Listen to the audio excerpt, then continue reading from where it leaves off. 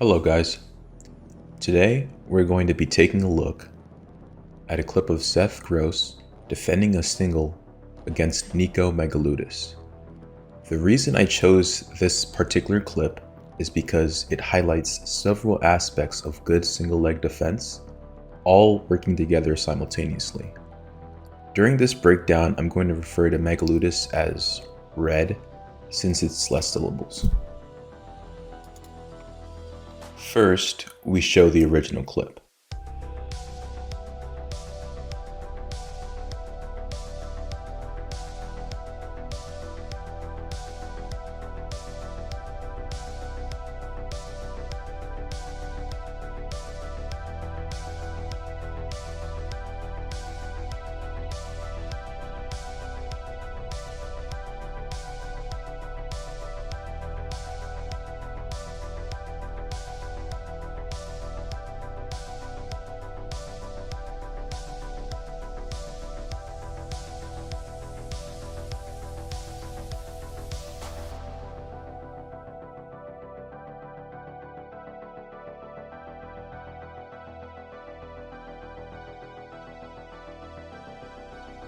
Now, let's see it again in slow motion.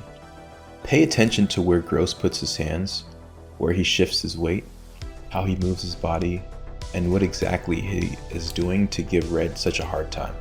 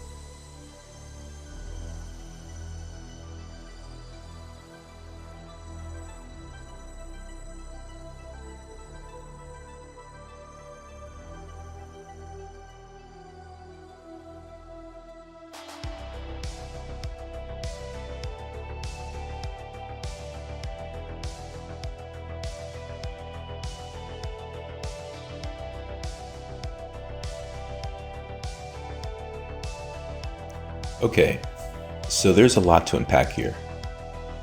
The first thing that we notice is that Red shoots a head inside sweep single with an inside reach. Gross immediately gets a whizzer. After locking his hands, Red attempts to build to his feet so that he's in a better position to finish. Before he can do so, Gross shifts his weight, bends his knee, and posts his foot to Red's thigh, which knocks Red to his hip. Remember this bend of the knee because it's going to be important later. I'm not sure if Gross knew that this would knock him over, or if it was just something that happened in the flurry, but Gross's foot post was 100% intentional. Along with the whizzer, keeping your foot posted to the outside is one of the first things any wrestler should do when defending against a sweep single. Notice that as Red circles, Gross is also circling too. He does not want Red to beat him to the corner and get a positional advantage against him. Gross has just noticed that Red's base is broken, and he gives up the whizzer and searches for some counter offense. Red knows he's in bad position, so he's working to recover and put himself in good position again. Now that he's in decent position, he continues circling to try to get to that angle, but Gross is also circling to prevent this. Finishing below the knee is considerably harder than finishing above the knee. This is because a lock below the knee allows the leg to bend and gives the defending wrestler some leeway to put his weight back onto the attacker. Red is a good wrestler.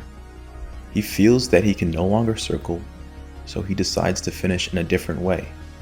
He posts both of his knees to the mat and attempts to lift with his lower back, but he can't. Gross has too much weight on him. Red realizes that this won't work and attempts to get his hands above the knee. Remember, when your hands are positioned above the knee, the defending wrestler is not able to shift as much of his weight onto you, since the knee can no longer bend. Gross feels this and immediately starts fighting hands. He does not want Red to control above his knee. Gross begins attacking his head. His goal here is to shift Red's head from head inside to head outside. Why? Well, Red is in decent head inside finish position, but if his head is switched to the outside, with both his knees still on the mat like that, he is in poor position to finish a head outside single. As a rule of thumb, if an attacking wrestler shoots a head outside single, pushing their head inside will put the attacker in bad position. Likewise, if an attacking wrestler shoots a head inside single, pushing their head outside will put the attacker in bad position. This is because the body's position best matches the finish where the head is located. If you change where the head is located, their body's position is no longer in good position for that particular attack. Gross, however, fails to redirect Red's head. After failing, he is searching for more counter-offensive options, once again looking between Red's legs. He doesn't find any, so he posts his hand and shifts more weight back onto Red's head to make sure finishing the single is still as difficult as possible. So what we've seen here is that even though Gross is looking for counter offense options, he's still remembering that his main priority here is defending the single and keeping Red from advancing.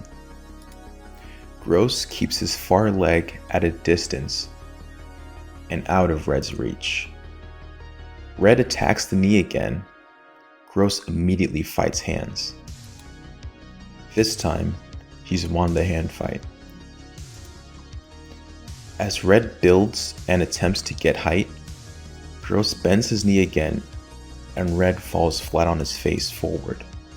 This is very similar to what happened at the beginning of the clip. It's amazing that even after all that wrestling, we are still almost back in the original position to where it all started. Red notices he's in bad position and recovers, fixing his base by planting on both knees. However, unlike before, all his circling momentum has stopped, and Red has been carrying Gross's weight for several seconds. Although we are in the same position, he isn't nearly as dangerous as he was when he first got to the legs. Gross sees an opportunity for some counter offense and circles towards the head. He locks around the crotch. There's nothing there, so he switches to far ankle. Red tries to elevate for a backdoor finish, but Gross's hold on the far ankle prevents this. Gross switches to near hamstring, pulls it in and pressures forward. Freeze. What started as single leg defense has now evolved to Gross getting in on his own signal. And he is in way better position. All of his weight is now on Red, in addition to that near hamstring control. Red blocks Gross's leg from the inside to prevent Gross from getting the angle on him. But with all of Gross's weight on his head, it's only a matter of time until he loses that block. When he feels himself losing the block, he explodes out, frees his head. Red's leg is completely straight here. He needs to keep it straight to maintain his base. Even though Gross is below the knee, he can still pull it up to his hip and finish from here. Red has a whizzer, but his foot isn't planted outside. It's in Gross's pocket. Because of this, Gross can limp arm out and get height. Notice that Gross is fairly cautious here, because when red is that low, Gross is vulnerable to an angle pick.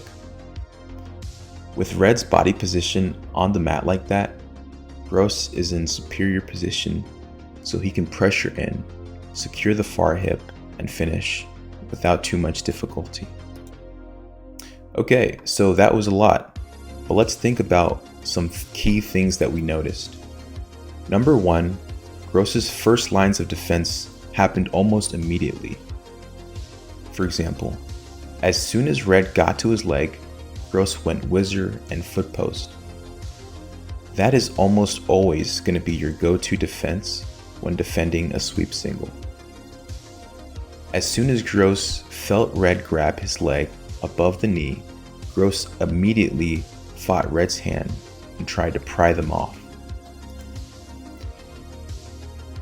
Number 2. Gross kept his leg bent at key moments. Some people call this trick knee, some people call it rubber knee. It made it very difficult for red to lock his hands above the knee, pick up Gross's foot, and control Gross's leg. Imagine an old man with all his weight on his walking cane. If that cane were to suddenly snap, all of the old man's weight would fall forward and he would probably land on his face. That's basically what happened here. Number 3. Gross is almost always moving. He never allowed red to circle around him and gain a positional advantage. Constantly moving always makes it much harder for someone to control you. The next time you're at practice, pick up your partner and set him down. Then, pick him up again, but this time, ask him to wiggle his hips as hard as he can. Notice the difference? Bodies in motion are significantly harder to control. And finally, number 4. Gross is constantly searching for counter offense. He isn't satisfied with a whizzer and waiting for a stalemate. He is always looking to turn red's attack into his own points. Okay, so here are some key takeaways. This is more of a chess match than it is some step-by-step sequence of events. So Gross's defense isn't some linear game plan. It's based off of feel, off of what the attacking wrestler does, where he puts his head, how he builds to his feet, and what counter-offensive options open up. It can only be learned by having someone in on your legs countless amounts of times and experimenting. With that being said, having someone in on your legs is still a risk. You want to have good head-hands defense to prevent someone from ever getting there in the first place. This is because when someone is in on your legs, there's always a risk of injuring something in your knee. Keep guys off your legs with everything you've got. But if someone does get into a sweep single on you, remember to go whizzer, post foot, and keep that knee bent. Keep a lot of weight on him, keep moving, and keep looking for counter offense. Fight hands immediately if he tries to go above the knee. Now, that is a lot to think about at once. But after you've practiced it enough times, it won't feel like a checklist of steps. It'll feel intuitive. In a nutshell, give him a hard time and you will be very hard to score on. Thank you for watching.